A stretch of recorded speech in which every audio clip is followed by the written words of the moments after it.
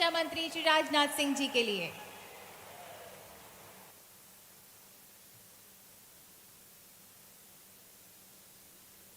बोलिए भारत माता की। बहुत अच्छे। हमारे मध्य प्रदेश के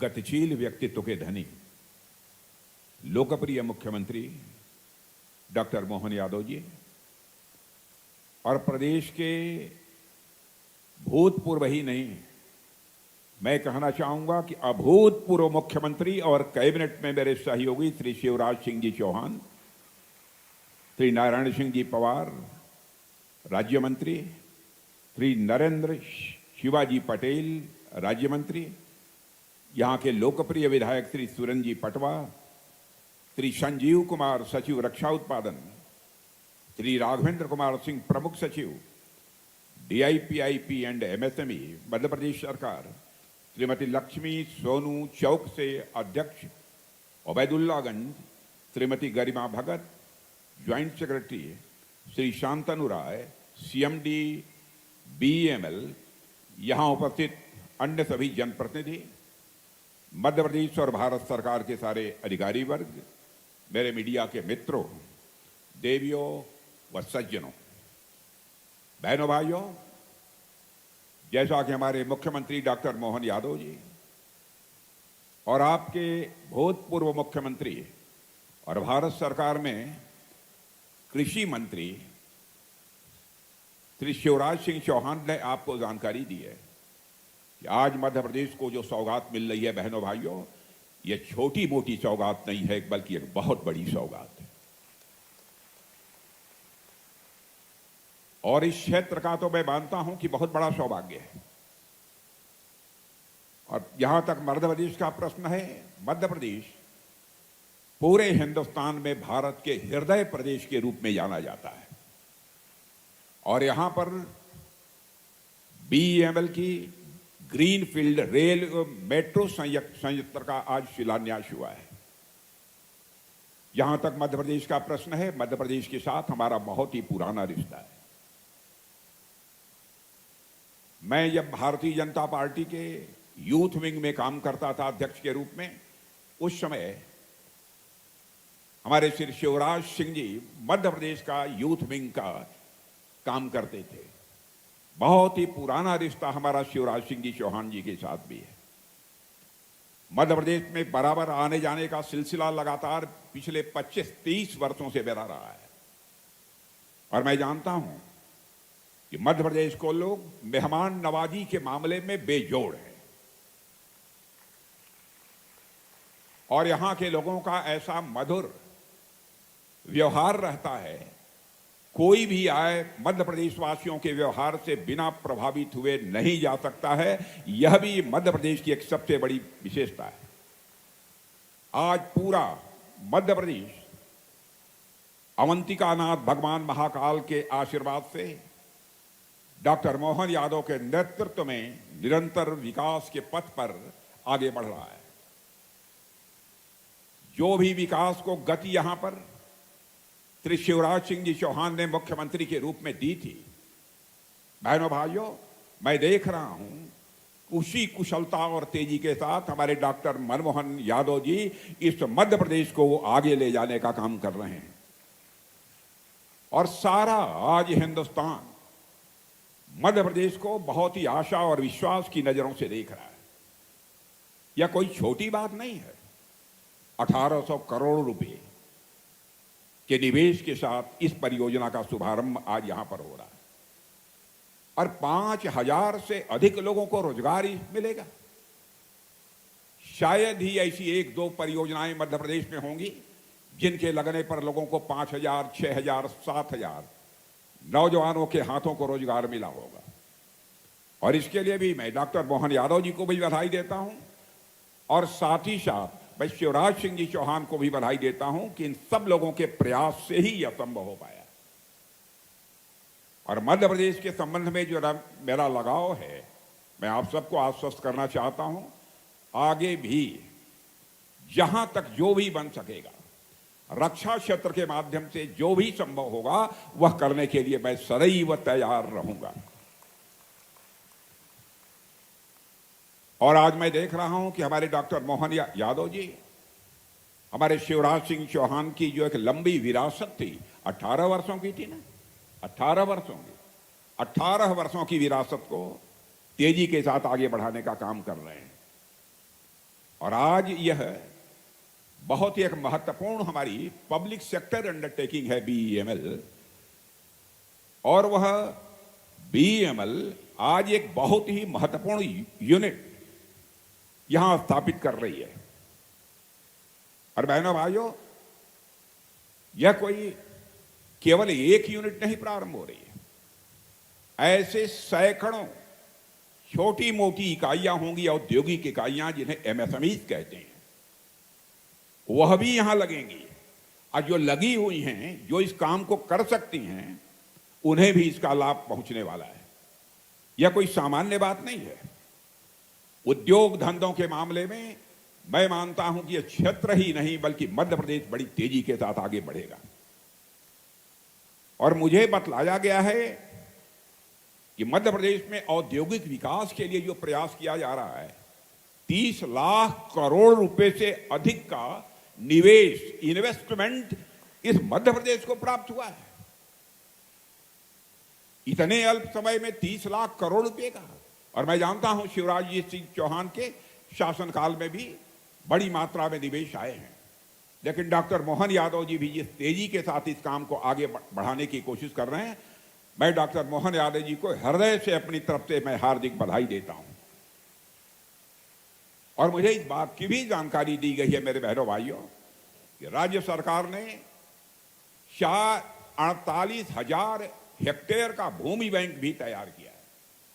यानी अधिक से अधिक उद्योगों को लाने का एक संकल्प हमारी इस मध्य प्रदेश सरकार का है। और केवल भूमि बैंक ही नहीं तैयार किया है, मुझे बताया गया है कि यहां पर इंटरनेट की सुविधा भी वहां पर उपलब्ध कराई गई है, फैक्ट्री शेड तैयार किए गए हैं, कनेक्टिविटी भी की सुविधा भी मुहैया कराई जा रही है। और साथ ही साथ यहां पर उत्पादन का कार्य प्रारंभ करने के लिए कुछ उद्योग भी स्थापित किए गए हैं। वैसे तो पहले से ही मैं जानता हूं कि हमारी खमरिया और जबलपुर में रक्षा क्षेत्र की कई इकाइयां बहुत ही अच्छी तरह से काम कर रही हैं।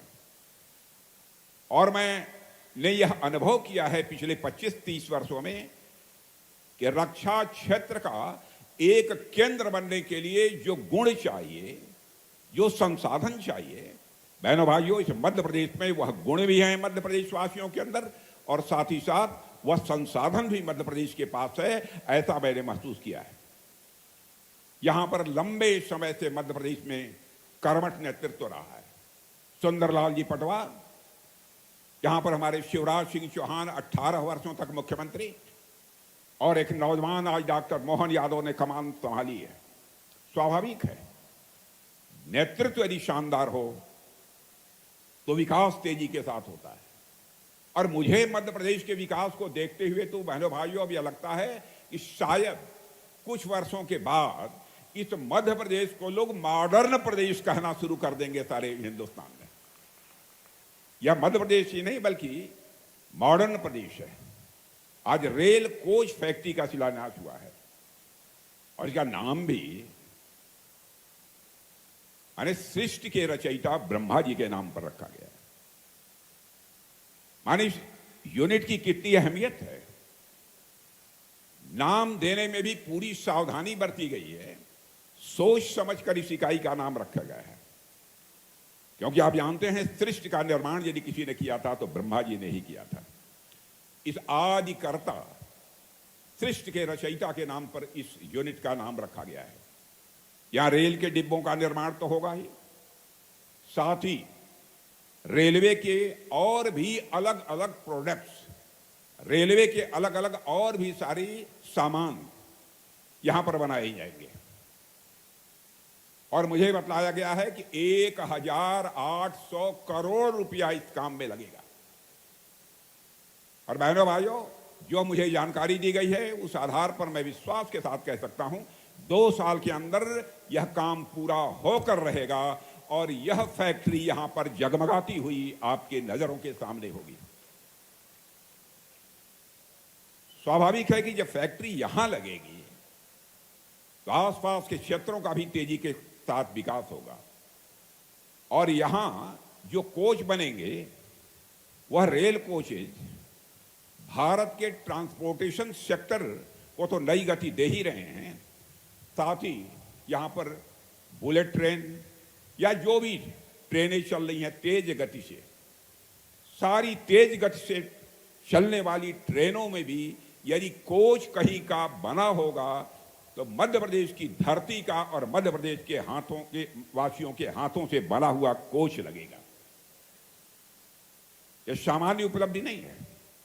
विश्वास है, मुझे पक्का विश्वास है कि बीईएमएल भारत के आर्थिक विकास की गति में अपना एक अच्छा योगदान देगा।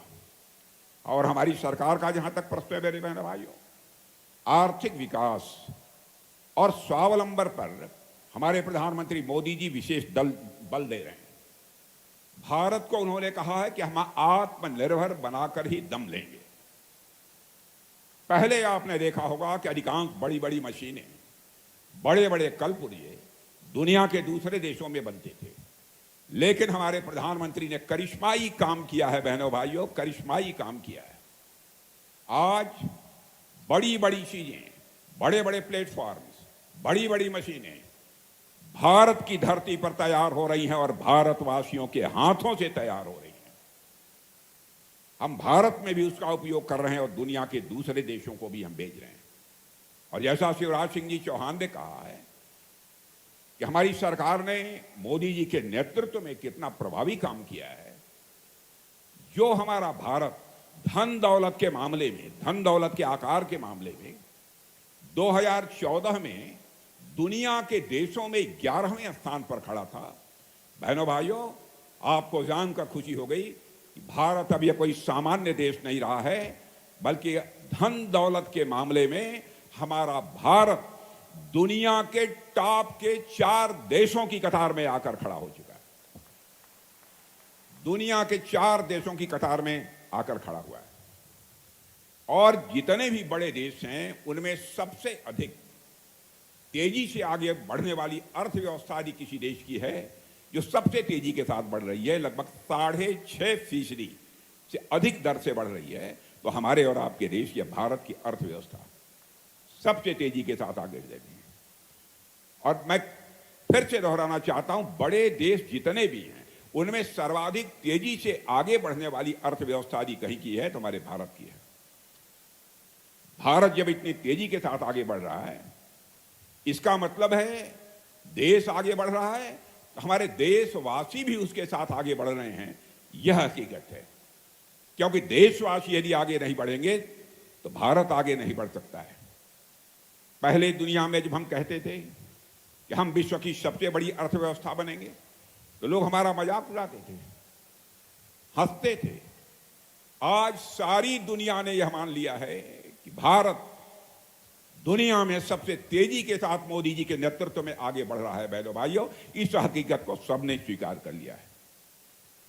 और लोग कहते हैं अंग्रेजी में डैशिंग यानी दबंग, डायनेमिक यानी गतिशील अर्थव्यवस्था विश्व में दुनिया के किसी देश की है तो हमारे और आपके देश भारत की हो गई है। मेरे बहनों भाइयों, यह भी हम लोगों के लिए कम गौरव का एक विषय नहीं है। कुछ लोग हैं जो भारत के का विकास जितनी तेजी के साथ हो रहा है उन्हें रास नहीं आ रहा है, उन्हें अच्छा नहीं लग रहा है। सबके बास तो हम हैं, भारत कैसे इतनी तेजी के साथ बढ़ रहा है। और बहुतों के द्वारा यह कोशिश की जा रही है कुछ ऐसा किया जाए ताकि भारत में भारतवासियों के हाथों से जो चीजें तैयार होती हैं वह दुनिया के देशों में जाएं तो उन देशों में बनने वाली चीजों से वह महंगी हो जाएं, ताकि भारत की धरती पर भारतवासियों के हाथों से बनी हुई चीजें जब महंगी हो जाएंगी तो दुनिया के दोस्त को लोग उसे नहीं खरीदेंगे। यह कोशिश की जा रही है। लेकिन बहनों भाइयों, भारत जितनी तेजी के साथ आगे बढ़ रहा है, मैं पूरे विश्वास के साथ कहता हूं कि भारत को अब दुनिया की कोई ताकत विश्व की एक बड़ी शक्ति बनने से रोक नहीं सकती है। जहां तक रक्षा क्षेत्र का प्रश्न है, मेरे मित्रों, मैं कहना चाहता हूं, रक्षा क्षेत्र की हमारी हालत यह थी डिफेंस की कि पहले प्राय हर चीजें दुनिया के दूसरे देशों में बनती थी, विदेशियों के द्वारा बनती थी, उन्हीं की पूंजी लगती थी, और हम लोग जब जरूरत पड़ती थी तो दुनिया के दूसरे देशों से जाकर, चाहे कुछ भी हो, हवाई जहाज हो, हथियार हो, प्लेटफॉर्म्स हो, जो भी हो, सब कुछ हम दुनिया के दूसरे देशों से खरीदते थे। लेकिन आज मैं आपको जानकारी देने के लिए आया हूं बहनों भाइयों, अब हम इनमें से बहुत सारी चीजें न केवल भारत की धरती पर बना रहे हैं, न केवल भारतवासियों के हाथों से बना रहे हैं, न केवल हम अपनी आवश्यकताओं को पूरा कर रहे हैं, बल्कि हम दुनिया के दूसरे देशों को भी हम एक्सपोर्ट करने का काम कर रहे हैं, उनके पास भी हम भेज रहे हैं। दुनिया के देश सब हमारे सामान को खरीदने का काम कर रहे हैं। जब मोदी जी पहली बार 2014 में प्रधानमंत्री बने थे, उस समय भारत के डिफेंस आइटम, रक्षा उत्पाद की चीजें दुनिया के देशों को केवल 600 करोड़ रुपए की एक्सपोर्ट होती थी, माने जो दुनिया के दूसरे देशों के लोग खरीदते थे। बहनों भाइयों, आपको जानकर खुशी होगी, अब हम 24,000 करोड़ से ज्यादा का डिफेंस आइटम अब एक्सपोर्ट कर रहे हैं। यह है भारत की ताकत, यह नए भारत का यह नया रक्षा क्षेत्र है। और निर्यात लगातार बढ़ रहा है। और मैं यहां के नौजवानों का करिश्मा बतलाना चाहता हूं। जो टेक्नोलॉजी होती है, जो हिंदी में तकनीक कहते हैं, यह तकनीक भी दुनिया के दूसरे देशों के नौजवान बनाते थे। अब बड़ी संख्या में हमारे देश के नौजवान वह सब सारी तकनीक बना रहे हैं, वह टेक्नोलॉजी बना रहे हैं, और उसी टेक्नोलॉजी का प्रयोग करके हम बहुत सारे अपने रक्षा से संबंधित हथियार, प्लेटफॉर्म्स, बम, तोप, गोले और मिसाइल बना रहे हैं। आपने देखा कि ऑपरेशन सिंदूर हुआ। शिवराज सिंह जी ने आपके सामने चर्चा की कि कैसे पहलगाम में कुछ आतंकवादियों ने आकर हमारे वहां पर्यटन के लिए गए कुछ निर्दोष नागरिकों की निर्मम हत्या कर दी थी। मेरे बहनों भाइयों, उन्होंने मान लिया था भारत शांत होकर बैठ जाएगा। हमारे प्रधानमंत्री जी का संकल्प था, हम लोगों ने तय किया हम इसका मुंहतोड़ जवाब देंगे। और आपने देखा होगा, ऐसी कल्पना भी कभी नहीं की जा सकती थी, धर्म पूछ कर मारेंगे। पूछते थे कि तुम कौन हो। बहनों भाइयों, हम लोग धर्म किसी का पूछ कर किसी की हत्या नहीं कर सकते। हम तो किसी की हत्या में विश्वास ही नहीं करते। बल्कि चींटी को भी, हमारे घर में माताएं बहनें जो आटा गूंथती हैं, यदि चींटी कोई थाली के बगल से गुजरती है तो थाली का आटा निकालकर उस चींटी के खाने के लिए डाल देती हैं, और ईश्वर से कामना करती हैं कि यह चींटी भी दीर्घजीवी हो। यह भारत की सोच है। और यहां आतंकवादियों ने आकर धर्म पूछ पूछ कर लोगों को मारा। तो बहनों भाइयों, हम लोगों ने भी ठान लिया कि हम धर्म पूछकर किसी को नहीं मारेंगे, बदला नहीं लेंगे। हम उनका कर्म देखकर हम उनको मारेंगे बहनों भाइयों, और कर्म देखकर हम लोगों ने मारा। और हम लोगों ने माना कि यह भारत की आत्मा पर प्रहार किया है। और मैं आपको याद दिलाना चाहता हूं, जब सीता जी लंका में थी, रावण ने अपहरण किया था, तो उस समय हनुमान जी जब वहां पहुंचे और जब पूरी लंका की वाटिका में तोड़ फोड़ सब मचाई, और फिर जब सीता जी के पास पहुंचे तो सीता जी ने बड़ी विनम्रता से कहा कि हे हनुमान, ये आपने क्या किया? लंका में आपने इतनी तोड़ फोड़ क्यों की? इतने लोगों को क्यों मारा? तो जानते हैं, बड़ी विनम्रता से बैठकर और हाथ जोड़कर हनुमान जी ने सीता जी से कहा, हे माते, जिन मोहि मारा तिन मोहि मारे, जिन्होंने हमको और हमारे लोगों को मारा था, हमने उन्हीं को मारा है। और बहनों भाइयों, मैं आपको रक्षा मंत्री होने के नाते भी स्पष्ट तौर पर बतलाना चाहता हूं, हमारे प्रधानमंत्री जी का भी संकल्प है। भारत किसी को आज तक कभी आंख उठाकर देखने की कोशिश नहीं की है। भारत चाहता है केवल भारत का ही कल्याण न हो, बल्कि पूरे विश्व का कल्याण होना चाहिए। और दुनिया का अकेला देश है भारत, जहां के ऋषियों और मनीषियों ने वसुधैव कुटुंबकम का संदेश दिया है। भारत की सीमा में ही नहीं, बल्कि पूरे विश्व की धरा पर रहने वाले जितने लोग हैं, सभी का कल्याण होना चाहिए। यह संदेश सारी दुनिया को, दुनिया के किसी एक देश से गया है तो केवल और केवल हमारे और आपके देश भारत से गया है। मेरे बहनों भाई, दुनिया के अन्य किसी देश से नहीं गया है, भारत से गया है। हम सभी का कल्याण चाहते हैं, लेकिन जैसा शिवराज जी ने कहा, इसका मतलब यह नहीं है कि जो चाहे वह भारत पर आक्रमण कर दे। जो हमें छेड़ेगा हम उसे छोड़ेंगे नहीं। यह भी संकल्प है, यह भी ताकत भारतवासियों के अंदर है। और बहनों भाइयों, और आज बीएमएल की जिस यूनिट का यहां शिलान्यास हो रहा है, उससे न केवल रोजगार के नए अवसर खुलेंगे, जैसा मैंने बताया कि अन्य बहुत सारे छोटे मोटे उद्योग भी यहां पर खड़े होंगे, स्थानीय लोगों को काम मिलेगा। आप भी जो यहां पर बैठे हुए हैं, आपके परिवार के किसी न किसी नौजवान को निश्चित रूप से काम मिलेगा, ऐसा मेरा पक्का विश्वास है। और साथियों, जहां तक मध्य प्रदेश का प्रश्न है, हमेशा ये जंगलों की खूबसूरती, अपने टाइगर्स और अपनी प्राकृतिक सुंदरता के लिए पूरे भारत में जाना जाता है।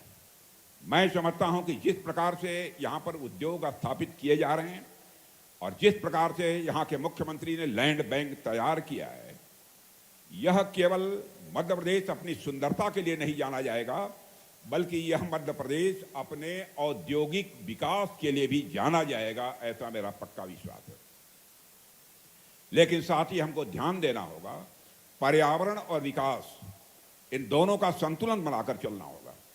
जहां जहां पर भी हमारे उद्योग लग रहे हैं, हम लोगों की पूरी कोशिश रहती है पर्यावरण किसी भी सूरत में ज्यादा प्रदूषित न होने पाए, इसकी भी हम लोग सावधानी बरतते हैं। और मैं साथियों, बीएमएल रक्षा जरूरतों के लिए और आम आदमी की जरूरतों के लिए दोनों ही क्षेत्रों में बेहतरीन काम कर रहा है। और यहां बीएमएल के सीएमडी शांतनु राय हैं, उनकी और उनके पूरे टीम की मैं दिल से सराहना करना चाहता हूं। और मैं उनसे यह भी कहूंगा कि और नई नई टेक्नोलॉजी के लिए काम करें। बीएमएल में भी रिसर्च और डेवलपमेंट का सिलसिला भी प्रारंभ किया जाना चाहिए। और मुझे विश्वास है कि मध्य प्रदेश अब ऐसे ही विकास के पथ पर तेजी से आगे बढ़ता रहेगा। और मेरा विश्वास है कि मध्य प्रदेश का यह औद्योगिक विकास भारत को नई औद्योगिक ऊंचाइयों पर ले जाने में सहायक होगा, ऐसा मेरा पक्का विश्वास है। इन्हीं शब्दों के साथ आप सबको अपनी हार्दिक बधाई देते हुए, और साथ ही मुख्यमंत्री जी और अपने कृषि मंत्री जी दोनों को मैं बधाई देना चाहता हूं इस उपलब्धि के लिए। इन्हीं शब्दों के साथ आप सभी को धन्यवाद देते हुए अपना निवेदन समाप्त करता हूं। आप सबको धन्यवाद, बहुत बहुत धन्यवाद। पराक्रमी और आत्मनिर्भर भारत के माननीय रक्षा मंत्री श्री राजनाथ सिंह जी को कोटि कोटि वंदन और बहुत बहुत धन्यवाद माननीय आपके आशीर्वचनों के लिए। अब हम निवेदन करते हैं Shri Rajeev Kumar Gupta, director rail and metro, आपसे कि कृपया आभार प्रकट करें।